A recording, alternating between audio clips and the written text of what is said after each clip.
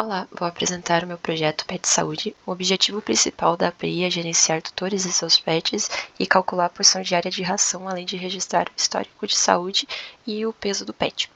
Então, aqui tem os endpoints da documentação toda do Swagger, a funcionalidade central, cálculo de ração. Esse endpoint aqui, ele é responsável por receber os dados do pet e as informações para o cálculo no corpo da requisição através de um DTO.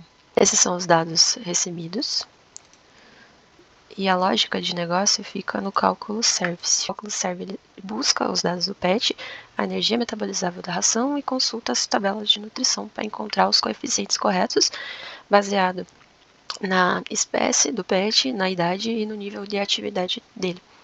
Então, aqui a gente pega os dados iniciais, que são o peso, o tipo de ração, que você pode fornecer energia metabolizável dela manualmente ou usar os valores pré-setados. E também aqui tem um cálculo de idade, onde a gente pega a data de nascimento e a data atual e calcula a idade do pet. E depois a gente tem uma verificação aqui pela idade para ver se ele é adulto ou filhote e também para ver se é gato ou cachorro. E isso vai direcionar para o cálculo específico de cada espécie. Então aqui para o cálculo de cão, basicamente a gente calcula o peso metabólico. E através do peso metabólico a gente calcula a necessidade energética desse animal e depois disso consegue calcular a quantidade de ração em gramas que ele vai necessitar. Para filhote é basicamente a mesma coisa, a única diferença é que o filhote ele tem um fator de correção. E para gatos é basicamente a mesma coisa que o de cães, só que ele tem uma variável diferente, que é essa daqui, que a gente usa para calcular um peso metabólico do gato, que é um pouco diferente do cão, mas basicamente é as mesmas coisas. Eles também têm uma variável de correção para filhotes e basicamente é isso.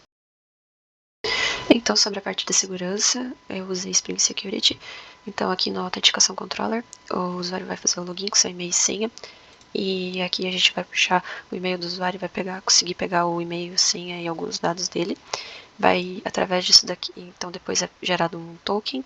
Esse daqui é a função que gera o token e esse token ele vai ser necessário para a autenticação do usuário, para ele poder acessar algumas rotas específicas, como por exemplo, essa daqui, que é livre para todo mundo acessar, que é a documentação, o login, essas rotas aqui que são para admin e essas aqui que são para usuários autenticados. Mais uma parte que também envolve um pouco de segurança e é uma regra de negócio do trabalho, é que quando um tutor, por exemplo, quiser alterar o seu e-mail ou quiser alterar a sua senha, é necessário que ele insira a senha atual dele para a gente validar como forma de segurança. Então ele vai verificar antes de fazer qualquer alteração se a senha que ele forneceu é a senha dele mesmo, antiga. Então, para você conseguir mudar sua senha e o seu e-mail, você precisa fornecer a sua senha antiga antes de poder mudar. Sobre o registro de saúde, você pode criar itens, então, como vacina e remédio, dizer que seu pet tomou ele em tal data, e pode falar também quando é a próxima dose, e tem um diferencial aqui. Então, para criar um item, quando você cria ele com admin, aqui no tutor vai ser setado como nulo, então a gente sabe que esse item foi criado por um admin e os itens criados por admins aparecem para todo mundo. Já os itens criados por um usuário só vai aparecer para o próprio usuário.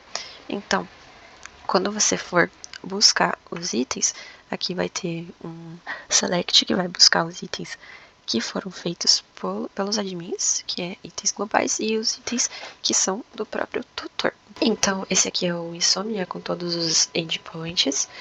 Eu vou fazer aqui uns de exemplo. Por exemplo, criar um usuário, tutor. Você automaticamente, quando cria um tutor, já cria um usuário. Então, aqui, crio um usuário. Eu posso vir agora aqui e fazer o login com esse usuário.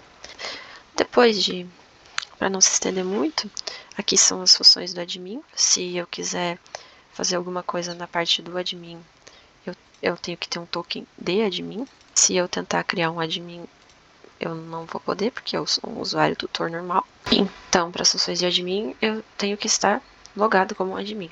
Aqui são os endpoints basicamente relacionados a pet, então cadastrar um pet. Aqui na EL tem que ter o ID do tutor. Eu posso buscar um pet, listar.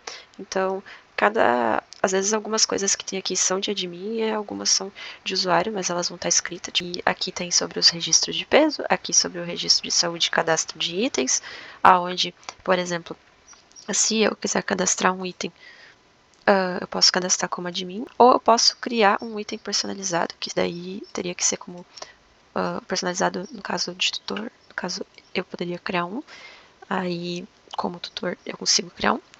Aqui está os endpoints dos cálculos. Então, aqui é cálculo de gato e aqui cálculo de cachorro. Basicamente, é isso